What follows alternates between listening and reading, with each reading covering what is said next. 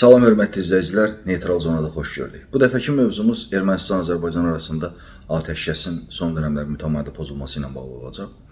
Və xatırlayanlar varsa, mart ayının hətta əvvəllərindən qeyd edirdim ki, martın ortasından sonra və aprel ayında Ermənistan-Azərbaycan arasında atəşkəsin pozulma halları artacaq və gərginliyin daha da biz çoxalacağının şahidi olacağıq. Tərəflər bir-birini ittiham eləməyə başlayıblar. Əvvəl düzdür Azərbaycan tərəfi ancaq bildirirdi ki, Ermənistan tərəfi atəşkəsi pozur. Amma son dönəmlər artıq Ermənistan tərəfi də bəyanat verirlər ki, Azərbaycan tərəfi güya atəşkəsi pozur. Və Azərbaycan tərəfi hətta qeyd elədi ki, Ermənistan tərəfi dronlar qaldırırlar, dronlar vasitəsilə hansısa ərazi kəşfini etməyə çalışırlar. Və Ermənistan ordusunun nümayəndələri, bundan əlavə Ermənistanın Yer-Karapar təşkilatının rəhbərliyi Ermənistan-Azərbaycan şərti sərhədində olublar. Biz buna müxtəlif cür baxa bilərik. Dinc dövrdə ümumiyyətlə atəşkəsin pozulmadığı dönəmlərdə bu cür hallar normal görünməlidir. Niyə görə normal? Çünki ola bilsin ordu rəhbərliyi və yaxud da ki, hansısa bir təşkilatın rəhbərliyi gəlib hərbiçilərlə, əskərlərlə görüşlər keçirə bilərlər. Amma belə bir vəziyyətdə, indiki mərhələdə bu halın yaşanmasını biz hərbdə buna həm də ərazi kəşfi də deyə bilərik biz. Çünki əgər dronlar qaldırılırsa, dronların qaldırılma mahiyyəti onların zərbə vurmaqdan daha çox video görüntülər əldə etməkdir. Və ən azından hansısa bir təşkilatın rəhbəri də, Yer-Karapar təşkilatının rəhbəri də o əraziyə gəlirsə, bu o deməkdir ki, Ermənistan tərəfi hətta ərazi kəşfi ilə məşğuldur. Ərazi kəşfi o deməkdir ki, bu əməliyyatların başlanğıc mərhələsi deməkdir və yaxud da ki, bu hansısa toqquşmanın, ola biləcək hansısa bir toqquşmanın başlanğıc mərhələsi deməkdir. Ona görə də düşünürəm ki, Ermənistan tərəfində Paşinyan hər nə qədər bildirsə də ki, Azərbaycanla sülh müqaviləsinə razıdırlar, sülh müqaviləsinin olmasında maraqlıdırlar, amma biz sahədə tamamilə fərqli məsələləri görürük və sahədə əslində Ermənistanın etdikləri qətiyyən sülhlə uzlaşmır. Ermənistanın ümumiyyətlə atdığı addımlara biz baxdıqda son dönəmlər Ermənistan daxilində ciddi bir çaxnaşmanın olduğunda şahid oluruq və müxalif düşərgə Paşinyana qarşı ümumiyyətlə fikirlər səsləndirirlər. Paşinyan hətta onları debata dəvət edir və Ermənistan daxilində artıq biz onu deyə bilərik ki, ciddi şəkildə bir çaxnaşmanın artıq əsasları qoyulub. Və digər tərəfdən biz dünyada baş verən proseslərə də baxmalıyıq. Regionumuzu heç vaxt dünyada baş verən proseslərdən kənar əgər təhlil etməyə çalışsaq, heç vaxt düzgün nəticəyə gələ bilmərik. Biz görürük ki, dünyada istər Rusiya-Ukrayna müharibəsi, istər yaxın şərqdə baş verən müharibələr, Suriyanın daxilində baş verən bütün proseslər, Çinin Tayvan ətrafında atdığı addımlar, hətta Sakit Okean hövzəsində Çinlə Amerika arasında hansısa bir toqquşmanın olma ehtimalı yeri gəlmişkən Amerika tərəfi, hətta konqreslər də düşünür, dilə gətirirlər ki, orada bir toqquşma ehtimalı yüksək qiymətləndirilir. Və bütün bunlara biz baxdıqda, hətta Amerika ilə İranın arasında toqquşmaların olma ehtimalı da yüksək qiymətləndirilir. Bu o deməkdir ki, dünyanın hər yerində bütün münaqişə ocaqları, alovlanmış münaqişə ocaqları davam edir və digərləri də alovlanmaq üzrədir. Belə bir həddə, belə bir mərhələdə Cənubi Qafqazda belə bir münaqişənin, yəni çox asanlıqla ümumiyyətlə müharibəyə, münaqişə ocağına çevriləcək bir məsələnin sülhlə yekunlaşması indiki mərhələdə inandırıcı deyil. Yəni, gəlin özümüzü aldatmayaq. Yəni, bu işin bir tərəfi. İşin digər tərəfinə biz gəldikdə, biz nə qədər də Azərbaycan və yaxud da ki, Ermənistan və yaxud Gürcüstan müstəqil dövlətlər olsalar da etiraf eləmək lazımdır və bütün böyük dövlətlərin, ümumiyyətlə böyük təşkilatların bu regiondakı dövlətlərə dövlət olaraq yox, region olaraq, bir coğrafiya region olaraq baxmaları önəmlidir. Məsəl üçün, nə Amerikası, nə Rusiyası, hətta deyərdim İranı belə, hətta Türkiyənin özü belə, Avropa İttifaqı, yəni bu coğrafiyadakı dövlətlərə fərdi yanaşmırlar. Yəni fərdi olaraq Gürcüstan, Ermənistan, Azərbaycan deyə yanaşmırlar. Bura bir region kimi baxırlar.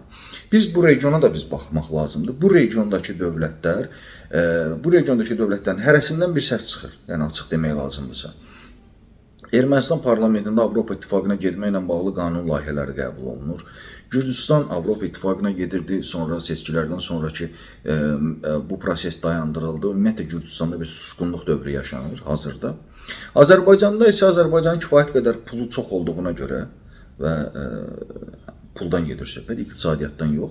Azərbaycanın pulu çox olduğuna görə Azərbaycan manevr imkanları yüksəkdir. Azərbaycan həm Rusiya ilə, həm Avropa ilə, həm İranla, həm Türkiyə ilə manevrlər eləyə bilir. Yəni ona görə də Azərbaycan bir qədər fərqlidir. Amma biz necə ki bura region kimi baxırlar, biz də bu region kimi baxsaq, bu regionda stabillik yoxdur. Yəni dövlətlərin hərəsi bir yönə baxır və yaxud da ki heç bir dövlət, məsəl üçün Ermənistan tamamilə fərqli yönə Amerika ilə münasibətlər qurur, hətta hərbi təlimlər falanlar keçirir. Azərbaycan bir Türkiyə ordu modelini gətirməyə çalışdı. Bu proses hələ ki davam eləyir. Ümumiyyətlə bu proses hara qədər gedəcək? Bunun yaxın zamanlarda biz şahidi olacağıq.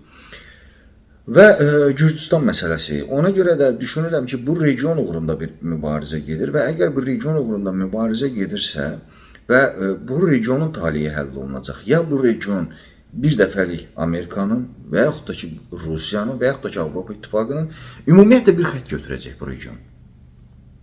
Və regionun xətt götürməsi üçün, regionun bir xətti götürməsi üçün burada açar dövlətlərdən biri Ermənistandır. Niyə Ermənistandır? Çünki faktiki olaraq Ermənistanın coğrafi mövqeyi kiçik olsa da Ermənistanın eyni vaxtda həm Gürcüstan Azərbaycanla, həm İranla, həm Türkiyə ilə sərhəddə yerləşməsi və ümumiyyətlə bura digər ölkələrin maraqlı olması, hətta görünən odur ki, Fransanın, Avropa İttifaqının və Amerikanın Ermənistanın bir dövlət kimi var olması üçün addımlar atırlar.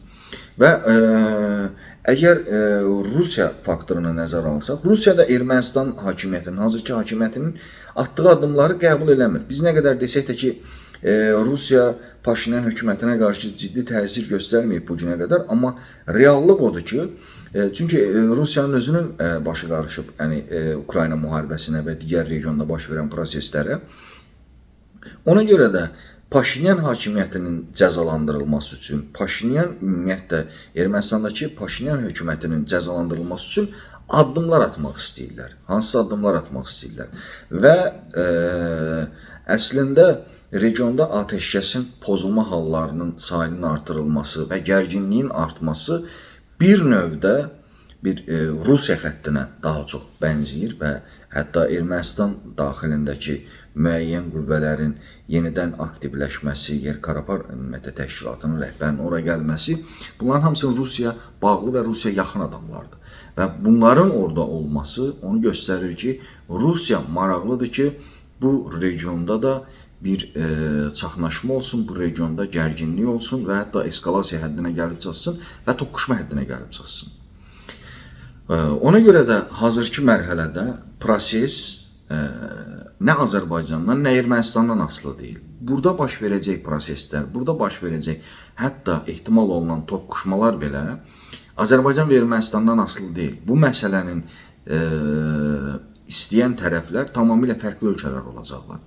Burada önəmli bir məsələ var ki, Azərbaycan tərəfi tarixi bir şərait yetişərsə, bir zaman, vaxt yetişərsə, burada zaman çox önəmli məsələdir.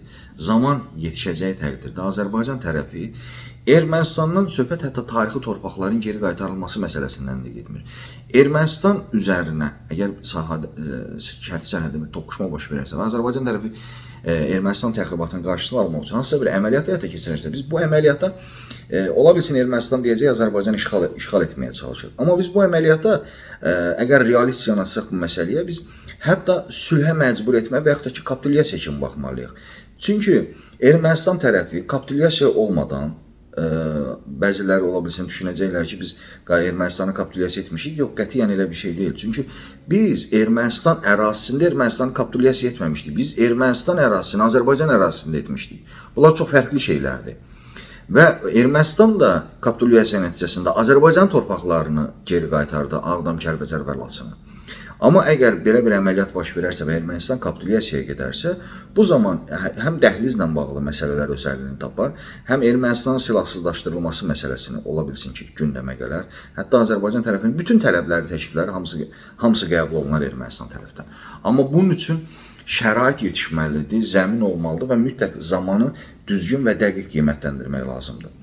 Ümid edirəm ki, bir böyük toqquşma, böyük bir müharibə olmaz, amma baş verən proseslər, yəni görünən odur ki, hər şey sanki bir toqquşmaya doğru gedir. Yəni bu müharibəyə getmir, tərəflər müharibəyə getmir. Sanki tərəflərə müharibə və ya toqquşma tərəflərə doğru gəlir və buradan Azərbaycan tərəfi ciddi şəkildə nəticələr əldə edə bilər və ciddi şəkildə, yəni hətta deyərdim ki, işğaldan torpaqlarını azad etmişdən daha önəmli bir məsələyə, bir məsələyə nail ola bilər. Amma bu o qədər də asan olmayacaq, bu o qədər də rahat şəkildə olmayacaq. Bunun üçün Azərbaycan tərəfi çoxlu bədəllər ödəyəcək və ümid edək ki, hər şey Azərbaycanın, hər şey Azərbaycan dövlətinin ümumiyyətlə xeyrinə nəticələnsin və hər şey Azərbaycanın arzuladığı kimi olsun. İzlədiyiniz üçün təşəkkür edirəm. Sağ olun, var olun.